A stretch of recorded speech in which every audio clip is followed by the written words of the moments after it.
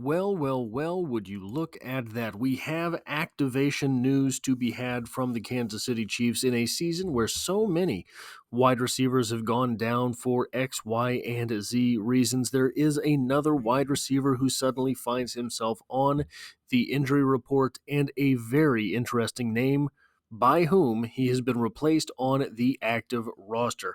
Let's get into things. Mecole Hardman found himself on the injury report with a questionable designation after not participating in Friday's practice due to a knee injury, which must have happened very recently.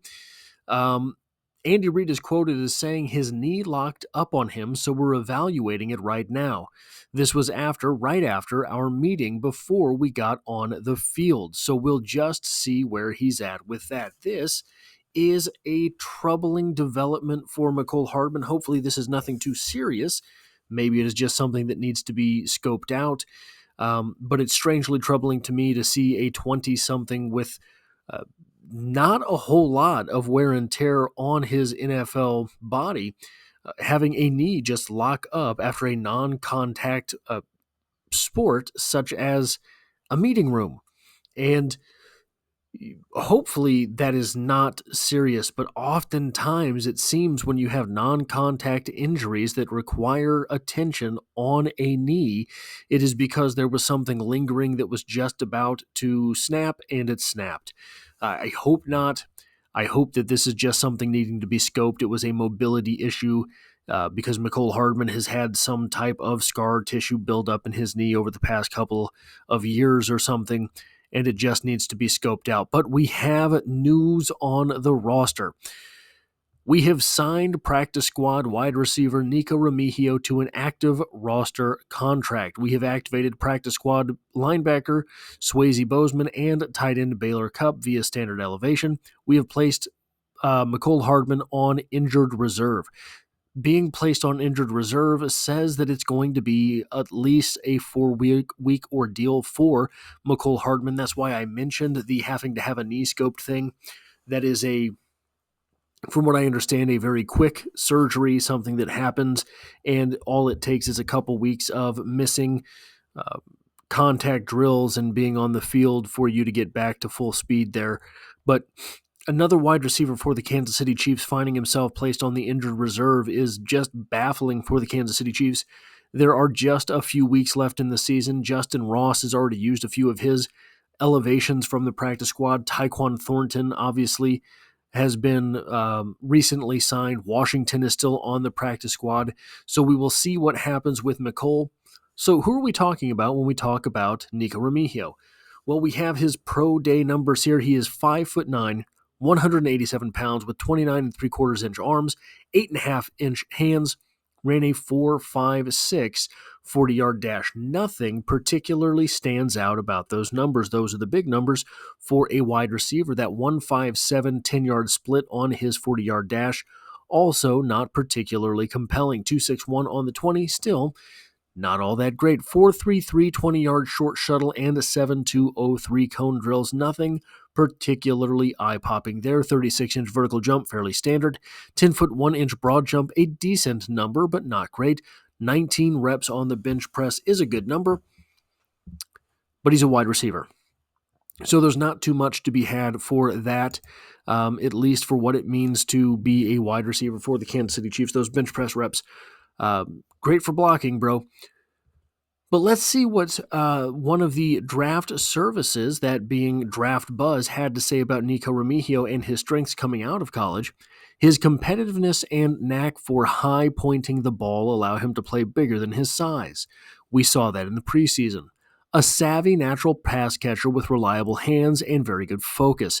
Snatches the ball out of the air and shows the concentration to make acrobatic catches look easy. We saw that in the preseason. Remigio shows a good initial quickness off of the line of scrimmage. This is counter to his 40-yard time and his 10-yard split, but we saw both of those in the preseason and in practice as well. And Remigio has enough strength to be able to consistently escape the jam of the next level. He is a coordinated hands catcher who effectively tracks the ball downfield. You're seeing a theme start to develop. Has the strong hands any wide receiver, NFL coach, and quarterback would covet. Tracks the deep ball over the shoulder and brings in passes fluidly without breaking stride downfield. Again, a mention of his catching ability. He plays with a smoothness and balance, and he shows a knack for setting up a defensive back. Remigio has reliable hands and shows a willingness to make catches in traffic over the middle.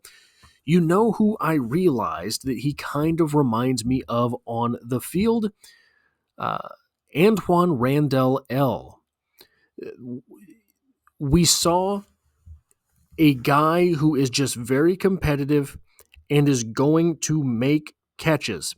We saw a guy who is going to absolutely compete for the ball, make the catch, and do so over and above and beyond the odds that are laid out for him. That is something that this Chiefs offense seems at times to be lacking. And with Nikko Remigio on the field, I think there could be an additional spark. I was one of the guys that sort of rallied for him to make the team in the preseason. If we look at that number 5 point there, Nikko is a make the catch at all costs type of player. That is something that I love about him. Sometimes it costs him run after the catch ability. Sometimes it does. But he's going to make the catch. That's something this Chiefs offense lacked miserably last season. They have a whole lot more catching ability this year than last year, for sure. But when you get down on the depth chart, things are still shaky. Speaking of down on the depth chart, let's look at what Mecole Hardman had been doing this season. 115 offensive snaps on the season for Mecole Hardman. He saw most of his playing time between the 49ers game and the Bills game, racking up 81 snaps during that time. 81 snaps in, I believe it was 5 games, but since then, he had 4 snaps and 8 snaps in the following 2 games.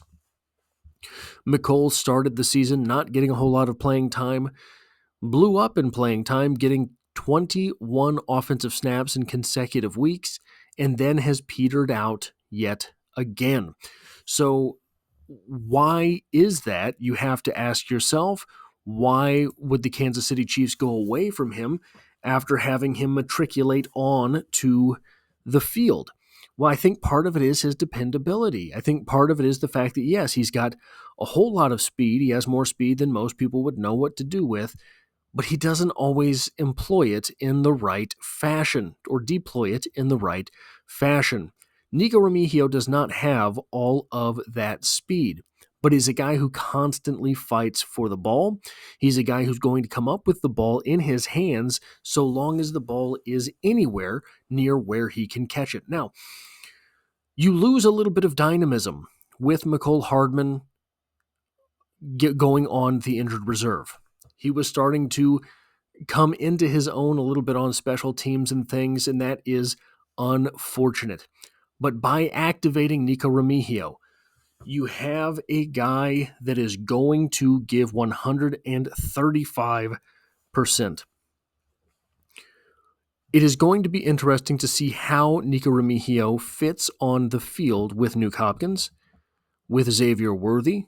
I think that he is going to be granted an opportunity to prove himself and that he fits on the field this very first game versus the Chargers. If he capitalizes on that, I think that he will have a larger role going forward. Something that Mecole Hardman almost definitely was never going to carve out for himself. Mecole Hardman started his NFL career basically at the ceiling of his potential, and we have seen him only go sideways or regress since then. I expect exactly the opposite from Nikko Remigio. If Nikko Remigio gets opportunities, gets targets, he will make catches, he will make plays, he will keep the chains moving. I remain steadfast by the fact that this is a legitimate threat at the NFL level in the slot for the Kansas City Chiefs. One of these weird little guys who doesn't have a whole lot of measurables in any one direction, but will fight for the football and make the catch. We saw Tom Brady go through several of these guys during his career in New England, and I really do believe Patrick Mahomes now has one here in Kansas City. That's all I have for this video. If you like or appreciate what it is that I do here, hitting the like button really does help me out, as it tells YouTube to share this video with other Kansas City Chiefs fans. If you find yourself here by chance but not design, the Chiefs are the only thing that I talk about on this channel, dropping multiple videos every single week, and I hope to have you back for the next one.